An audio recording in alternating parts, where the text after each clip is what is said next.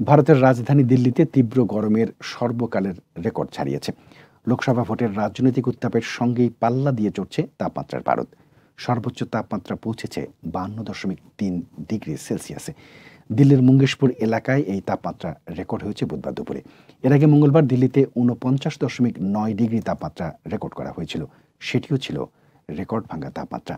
আগামী ৩-৪ দিন এই রকমই তাপপ্রবাহ চলবে রাজধানীতে। একই সঙ্গে পাঞ্জাব, হরিয়ানা ও চণ্ডীগড়ে প্রচণ্ড গরমে জ্বালাপোড়া ভাব থাকবে। উত্তর পশ্চিম ভারতেও একাধিক জায়গায় তীব্র তাপপ্রবাহের রেড অ্যালার্ট জারি হয়েছে। শুক্রবার পর্যন্ত তীব্র তাপপ্রবাহের এই সতর্কতা জারি করা হয়েছে।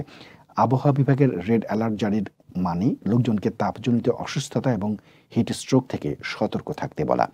উত্তর ভারতের ৬ রাজ্যে ২৯ মে থেকে ৩০ মে পর্যন্ত সতর্কতা জারি করা হয়েছে। রাজস্থান, পাঞ্জাব, হরিয়ানা, দিল্লি, এনসিআর, পশ্চিম উত্তরপ্রদেশ এবং মধ্যপ্রদেশে এই তীব্র তাপপ্রবাহের রেড অ্যালার্ট জারি রয়েছে।